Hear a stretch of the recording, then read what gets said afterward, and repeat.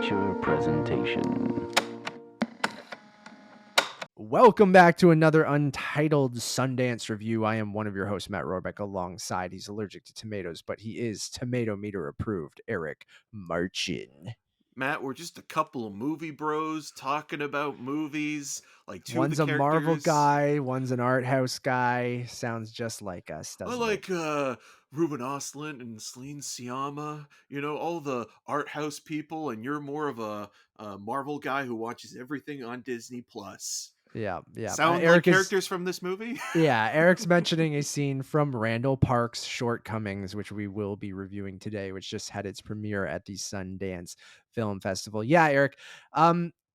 Sometimes with these movies that are about people who like movies, I feel like sometimes the conversation I go, is that really how we talk or how we sound or how people who like movies sound?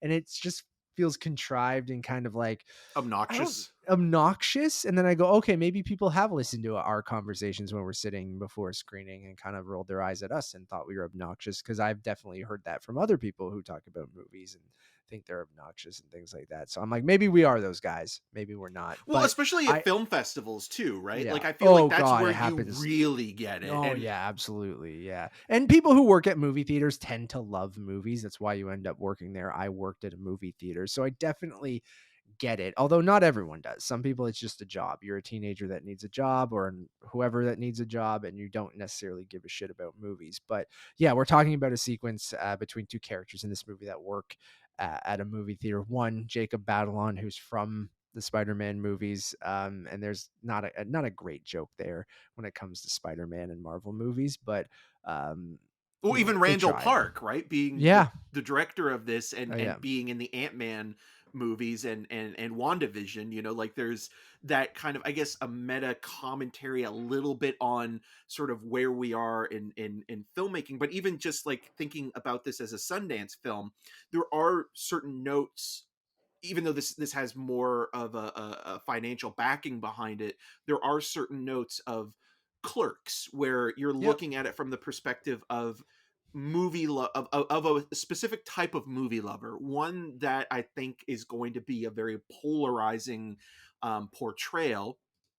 Even though I think the performance by Justin H. Min is very good, I think it's just going to be something that's like you're either compelled by what he is doing or you're just going to be so turned off by him, Because and yeah. he is so detestable at times. An unlikable protagonist is hard to follow for some people. Like not hard to follow as like being able to understand what's going on, but just hard to cheer for, and I don't think in these movies when you're following an unlikable protagonist that you need to even cheer for them or anything like that or root for them. Sometimes it's just interesting to watch unlikable people on screen be unlikable people, but like that is hard. My dad is one of those guys where he hates movies about unlikable people and unlikable protagonists. Like he just doesn't get the appeal. By the end of it, he goes, they were just shitty. And why do I care? Right. So I do get that side of things, but I'm kind of with you where I think we're both a little torn on this movie overall. I think the performance is great. I think there's a lot of good stuff here. I'm more mixed. I wouldn't even say mixed positive or mixed negative on this one. I'm just flat out mixed on it. Where I ultimately thought it was decent, but yeah, I could understand people having a hard time kind of, from the point of view of this guy that's not a super great person. But like, everyone's complicated. People are complicated. Like he's not a horrible person either. So I think there's some interesting stuff there. Before we get started, I'll give everyone a quick synopsis of Randall Park's Shortcomings since it just premiered at Sundance. People probably don't know much about it. So this is from Letterboxd. Ben Tanaka is a movie theater owner who is grappling with the implications of race and culture on the dating scene. Ben lives with his girlfriend, Miko Hayashi, a politically active firebrand. Firebrand? Whose enthusiasms aren't shared by her boyfriend. His best friend, Alice Kim, is a lesbian who wants him to pretend to be her boyfriend, so her conservative family won't learn about her true sexual identity. I don't think that's necessarily what the movie's about, but that gives you But Ben is he brief even the sense. owner of the movie theater, or is he just like a manager or like You someone know who what, works guys? there? I think he's the manager. I don't think he owns it. He could. You don't never really see an owner. No. Like he could. He's He's in not the owner. charge, but he's Yeah. in charge definitely, but I almost felt like he was just like, yeah, the manager of the theater. All right. I don't know where Letterboxd gets their synopsis from. With these Sundance movies, sometimes it's like people don't know much about the movie, so you kind of get. We've realized this with a couple other movies where, yeah, the synopsis from these sites gets this gist, but isn't necessarily what the movie's about. Anyways, it's about a man who works at a movie theater who's dating this woman. They have some troubles, and then it's him, like you said, in this dating scene and kind of things like that. But Eric, I'll punch it back over to you. So, what did you think of Shortcomings? Overall, I'll get right down to it. At times caustic and sometimes cathartic, the didactic narrative is always at odds with itself. And so when you're watching this movie, it's kind of told in a series of vignettes or kind of broken chapters. It's also based on a graphic novel. So you kind of get that feeling of like this is a story that is also basically telling you about the world of, not only Ben, but what it's like to be an Asian American growing up in a contemporary time and sort of navigating the dating scene and relationships. But I think Ben is one of those guys that, as we come to learn, is so against any change, but he also is somebody that believes that everything he says is the right opinion. He's very opinionated, but he's opinionated in the sense where any interaction he has with people, whether he's courting somebody or it's a friendship, he's so passive aggressive that it becomes just excruciating, and you almost just want to distance yourself from him. But it's also weirdly one note, because everything that these characters are talking about, while I think there are some really important points to be made about race, about dating, about self-loathing, about figuring out who you are at this age group that this character is in, there's also just something that kind of feels like it's being spoon fed to you, and Yeah. that it's telling you how to feel instead of just connecting to the characters or coming to those conclusions by yourself. Like it's this diatribe of telling you how it is now in this period for Asian American people, but doing it in a way that kind of feels, again, like it's just kind of spouting the information instead of showing you it. And I want this character to go through these situations and let you feel them and let you come to those conclusions without it telling you it. And it's constantly telling you it, and you kind of just feel like you just come at odds with. Show not tell, right? That's kind of what Yeah. you want, right? And that's I totally agree with you that it kind of does spoon feed you throughout, and with every little thing that this guy does, there is a reaction to it, whether it's from other characters or himself and things like that. And it never really kind of feels like you come to your own conclusions with any of it.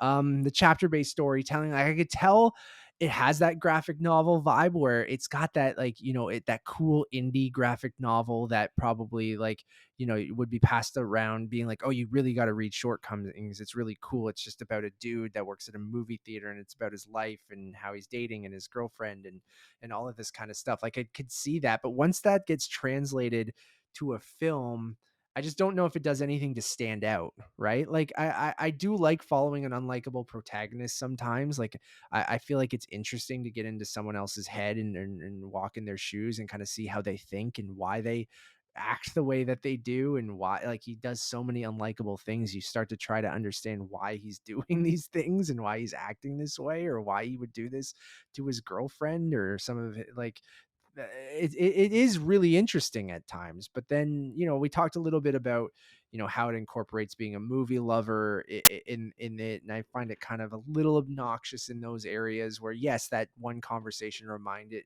me of me and you, and there are many movie bros and movie friends that are like that, where it's like, one person likes the more popular stuff, one guy likes the more art house stuff. They're still friends, they still talk about movies, they still find stuff that they both really enjoy, and kind of can understand each other, or kind of even give each other shit for liking certain things and stuff like that. Like there is some truth there, and that's not really the focus of the movie, but like even the stuff of like him, with his Criterion DVDs, just constantly watching them at home and stuff like that. Like I don't know if it goes deep into like why does he love movies and how does that play into the the film all that much and in his life. Like I don't know. I'm just kind of mixed. Like I don't have a ton to say about the movie. Like I like Randall Park quite a bit as a comedian and an actor. And you do get a little bit of him in here, I think, in some of the dialogue and how it's like edited together and stuff. I can like hear his voice sometimes. Um, but overall, like, yeah, I just don't think the movie does anything really to stand out other than being kind of just like middle of the road by the end of it. Yeah, I think it's pretty much kind of one. I mean, you mentioned like with like the graphic novel aspect, like it's on that kind of same wavelength as something like Ghost World, Yeah. or you know, like or Crumb or something like that, the documentary Crumb, where like it's about real people to a certain Yeah. extent, and usually those graphic novels are very much kind of like more caricature based in sort of their design. Like people have, you know, or have pimples and are, you know, their teeth are kind of maybe crooked and things like that. It's kind of a distorted reality, but one that's more realistic than the kind of sharper edges of a Marvel or a DC, right? Like that's the whole point of a lot of those graphic novels, where there's a kind of a real world element being implemented, but it kind of does have like that hipster sheen to it in a lot of ways that Yeah. kind of plays out. And that's kind of what it feels like. And like there's this whole thing about like, you know, I think the main sort of look at it from the perspective of like the Asian American community, but also the protagonist is kind of like him trying to figure out what he wants in life and who he wants to be. And then, you know, you also very much care about how he treats other people, because the people around him, you know, either call him out on him being kind of, again, caustic, but then there are other times where it feels like the story is trying to be more complex with how some other people also weirdly behave hypocritical, or can be, Yeah. you know, maybe there's this whole thing. It's hard to get into because the third act is the thing that kind of confused me the most, and how, or what it's trying to say. So you have this relationship between you know, Ben and his girlfriend, played by Ali Mackey, who actually worked with Randall Park previously on Always Be My Maybe. And so with the Miko and Ben characters, like there's this whole thing about sort of relationships, but also about sort of, you know, dating a white woman versus, you know, dating somebody that's within the Asian American Yeah. community. And so, you know, that kind of creates a frustration and anger and separation between the two, because, you know, the Ali Mackey character ends up going to New York on an internship, and kind of, you know, leaves in a way that kind of feels like they're in limbo. But also, you know, there's this whole thing where Ben kind of starts seeing other women, specifically white women, and there's that conversation. And then where that goes in the end, it always feels like it's always on Ali Mackey's side, and Mhm. then it kind of changes in the third act in a way that kind of feels like, again, like it's trying to show you like nobody's completely who they say they are, or nobody sticks to the who they are as Yeah. people. And it's just, it's a weird juxtaposition in that last act that kind of feels like, again, like it's trying to not do the rom-com kind of thing, but then it also leaves you feeling like, oh, okay, well, what's the point of that? And like I mentioned it in one of our other reviews, where, you know, there's this whole thing about, you know, what does it mean to have, you know, Asian American representation on the screen? And just the Yeah. beginning is this kind of, almost, I think it is parodying Crazy Rich Crazy Asians, Rich to Asians. Yeah. which you have two cast members, you know, in this movie that are from that film. So, you know, it's kind of interesting there, where it's like it's parodying that, but like it's also with like The Lost City, where it's like, you know, there's this line about how, you know, some people will find, you know, something beautiful in it, or it'll connect to them, just because it doesn't connect to your sensibilities or your Yes. snobbish sort of elitism, doesn't Cynicism and necessarily stuff too. Yeah. mean that that's going to be the same thing for somebody else. And I like that as well. And I even like that it doesn't necessarily treat Ben in a way that like a Todd Solondz movie would. It doesn't, you know, dump on him in a way that's like, okay, Hmm. let's, you know, put this character through the ringer and, you know, make him a martyr in a way for how bad behavior can go about. But there is something strange about that third act that kind of feels like it's turning on, you know, the relationship in a way that's saying, oh, maybe Ben has some points there about like, you know, the hypocrisy of someone saying Yeah. something in one scene early on, and then doing exactly what, you know, he was called out for beforehand. And it's just it's such a strange choice to make in that last act without really going any further into it. And again, I don't mean to be cryptic about it, but I don't want to give it away Yeah. either. So So I won't go into more detail, but I agree with you. Like, I absolutely agree with you. You kind of nailed it. So I don't really need to go more into it. But yeah, you know, I ultimately like like gave it a soft pass by the end because I did find him such an interesting, kind of character to follow, even though like it is I understand people who don't like following unlikable protagonists, but there was something about that and his relationships with people and how he never kind of learned from them until obviously he does. But um I don't know. Like I'm gonna give the movie a 3 out of 5. I thought it was okay. And like I don't know if it's, if it pops up on streaming sometimes or if you want to support Randall Park because I do like Randall Park, but that's ultimately why I gave this a shot. Um I think it's okay. I'm going to give it a 3 out of 5. yeah, I mean that's the ultimate kind Like of I don't have pass. much to say. Yeah, it's just like it's yeah, it is. It's a Sundance movie that it makes sense. Yeah, and I'm close to the 3.5, but it's just that, or the three. It's just that final act that really bothers me. Yeah. Where, I guess it didn't like, bother me as much, but I totally understand where you're coming from. I think I was yeah, just kind of didn't have any reaction. That's the thing. yeah. Also, I want to clarify something because I made a huge mistake. It's not always be my maybe is actually from comedian Ali Wong. So I just wanted to make that critical mistake or correct that. Yeah. So I apologize for that. But yeah, it's just one of those things where it's like part of me likes the style of it, part of me likes the kind of blasé, kind of easygoing Yeah.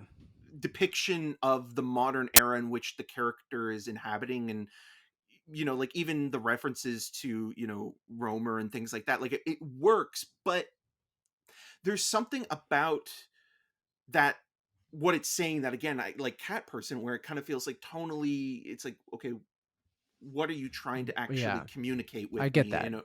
in a way? Mhm. And again, like there's a lot there to like, but it also weirdly works in archetypes more so than Oh, anything else. absolutely. Like even Yeah. the one character that Ben kind of becomes fascinated by and starts to court, Autumn, who kind of is almost like designed as a manic pixie dream girl, but also weirdly looks like Scarlett Johansson.